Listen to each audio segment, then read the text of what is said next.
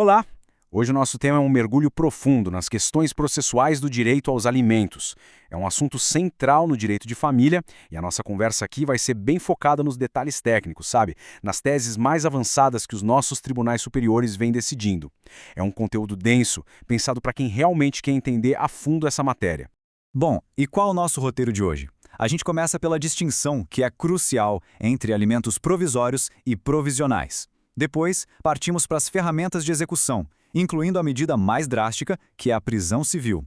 E aí, a gente entra de cabeça na jurisprudência mais quente do STJ e fecha com a polêmica questão da prestação de contas. Vamos lá? Então, vamos começar pelo começo, pelo alicerce de tudo.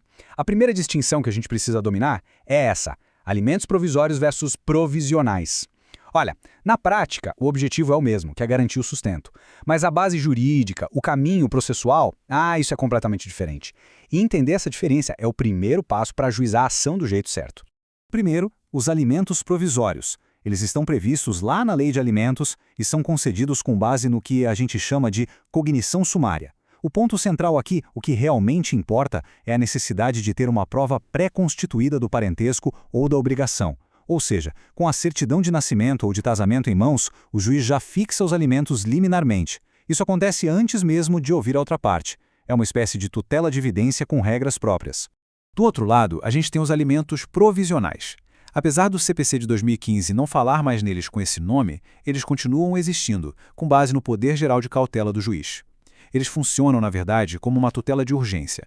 São muito comuns em ações onde o vínculo jurídico ainda está sendo discutido, como numa investigação de paternidade, por exemplo. E aí, os requisitos são aqueles clássicos que já conhecemos: o fumus boniuris, que é a fumaça do bom direito, e o periculum in mora, o perigo da demora. O juiz age aqui para evitar um dano que pode ser irreparável, a falta de sustento, enquanto o processo corre.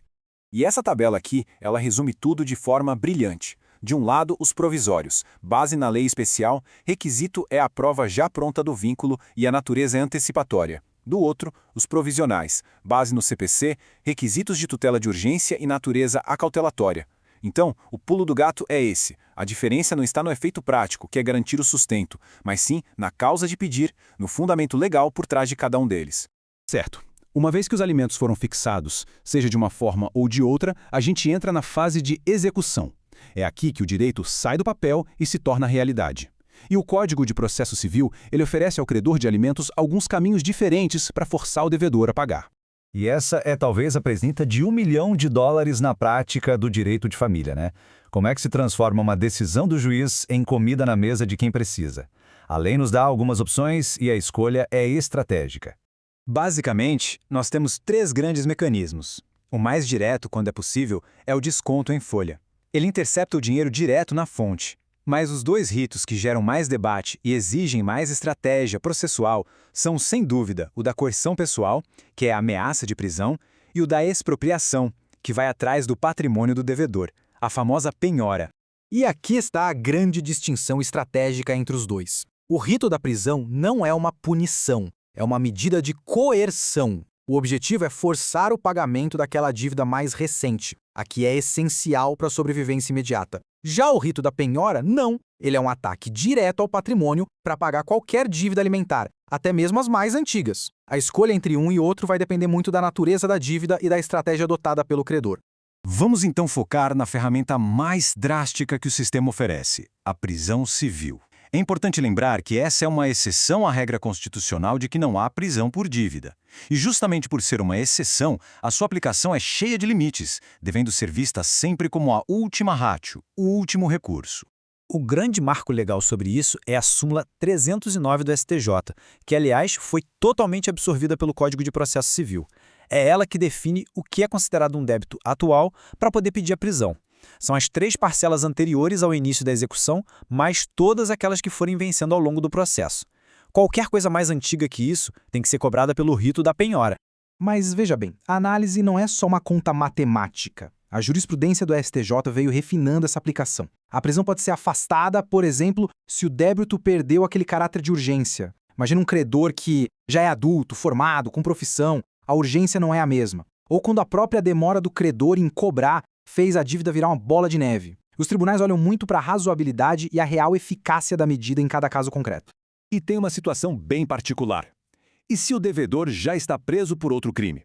O STJ, analisando o RESP 1882798, disse que a condição de presidiário, por si só, não serve como um salvo-conduto para não pagar a pensão. É preciso analisar se existe capacidade financeira, como a possibilidade de trabalho remunerado dentro do presídio. Ou seja, as instâncias civil e criminal são independentes. Agora vamos aprofundar um pouco mais. Vamos conversar sobre algumas teses mais recentes e, eu diria, até mais sofisticadas do STJ.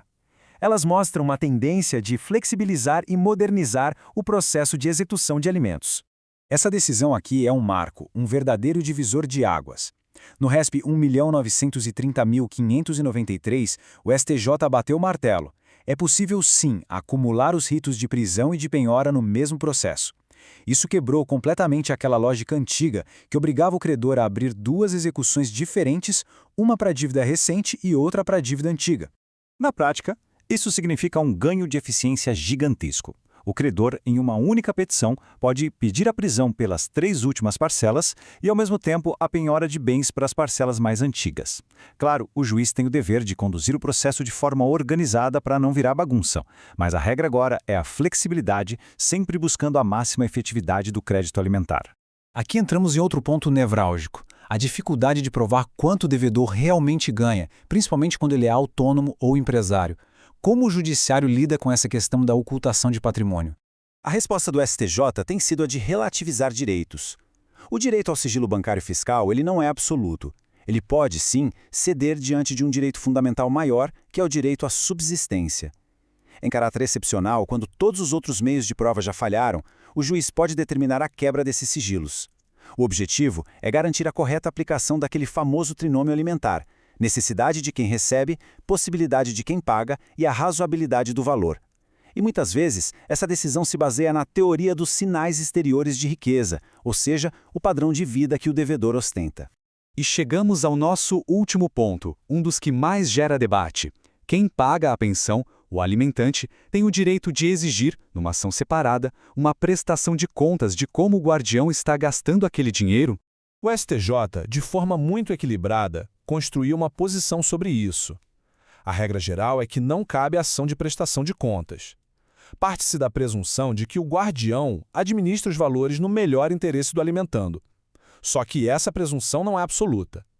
Em situações excepcionais, quando existem indícios muito fortes de má gestão, de desvio de finalidade que esteja prejudicando a criança ou adolescente, aí sim a ação pode ser admitida. Mas o objetivo não é uma auditoria de cada centavo gasto, e sim garantir a proteção integral do beneficiário. Então, só para a gente recapitular os pontos mais importantes da nossa conversa. A fixação inicial se divide em provisórios e provisionais. A execução ficou muito mais eficiente com a possibilidade de acumular os ritos. A prisão civil é uma ferramenta poderosa, mas que deve ser usada com muita cautela. E, por fim, o judiciário tem instrumentos, como a quebra de sigilo, para buscar a verdade e garantir uma decisão justa. E para encerrar, fica aqui uma reflexão. Toda essa complexidade processual, com tantas regras, exceções, precedentes, será que ela está, de fato, garantindo com mais eficácia o direito à subsistência? Ou será que, em alguns casos, ela não acaba criando novos labirintos que dificultam o acesso a esse direito tão fundamental? É uma questão que fica em aberto para pensarmos. Se essa nossa análise aprofundada foi útil, considerem se inscrever aqui no canal e deixar um like. Esse apoio é fundamental para que a gente continue produzindo conteúdo com essa densidade. Muito obrigado e até a próxima!